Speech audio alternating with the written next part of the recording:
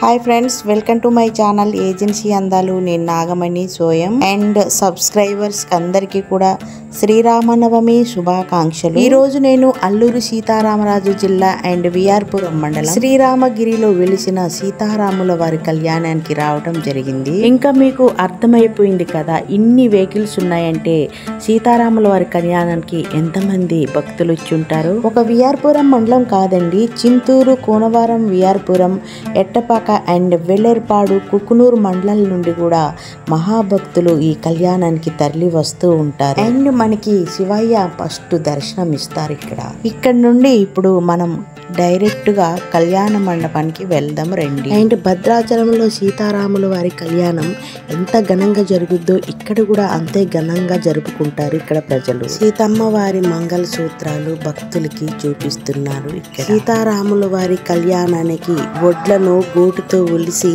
తలంబ్రాలు తయారు చేస్తారని ఇక్కడ చరిత్ర చెప్తుంది. శ్రీరామగిరిలో సీతారాముల వారి కళ్యాణం తలంబ్రాలు పడ్డ తర్వాతనే భద్రాచలంలో ఇక్కడ తలంబ్రాలు కలుపుతారని, అక్కడ కళ్యాణం జరుగుతుందని భక్తులు తెలియజేస్తున్నారు.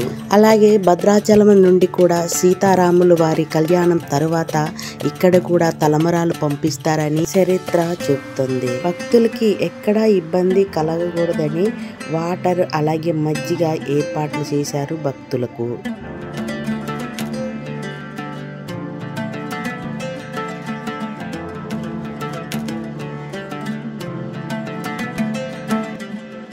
శ్రీ సీతారాముల వారి కళ్యాణం అయితే పూర్తయిపోయింది.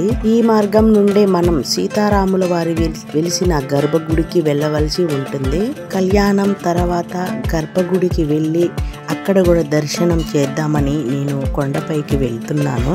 గోదావరి పరిహార ప్రాంతాలలో వెలిసిన గొప్ప దేవుడు శ్రీ సీతారాముల వారి స్వామి. సీతారాముల వారి కళ్యాణం ముందు రోజు నుండే భక్తులందరూ కలిసి గుడిని అలంకరిస్తారు. ఇలా పంటలు కూడా మంచిగా పండాలనే ఉద్దేశంతో భక్తులు వారి మొక్కులు ఇక్కడ ఈ రోజు చెల్లిస్తారు. మొక్కిన మొక్కులు కూడా భక్తులకి భోజనాలు ఏర్పాటు చేయటం, ఇంకా పూజ సామాన్లు కొనివ్వడం, ఇంకా ఇలాంటివన్నీ ఇక్కడ భక్తులు చేస్తూ ఉంటారు. మొత్తానికి గర్భగుడికి వచ్చి కొబ్బరికాయ కొట్టి కొంతసేపు గుడి ముందు కూర్చున్నాను. గోదావరి పక్కనే శ్రీరామగిరి విలేజ్ ని ఆనుకొని కొండపైన సీతారాముల వారి. మీరు కూడా సీతారాముల వారి టెంపుల్ ని సందర్శించండి. ఎందుకంటే రాబోయే కాలంలో పోలవరం ప్రాజెక్టు నిమిత్తానికి ఈ గ్రామం షిఫ్ట్ అవ్వబోతుంది కాబట్టి స్వామివారి కళ్యాణం అనంతరం మళ్ళీ గర్భగుడికి భక్తులు తీసుకెళ్లటం జరుగుతుంది స్వామివారిని.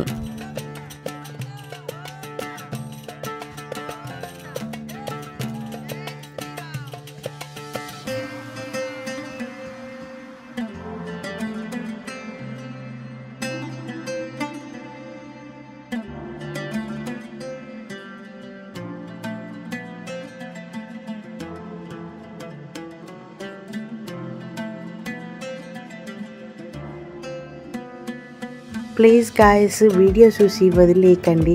సబ్స్క్రైబ్ చేసి షేర్ చేయండి, లైక్ చేయండి.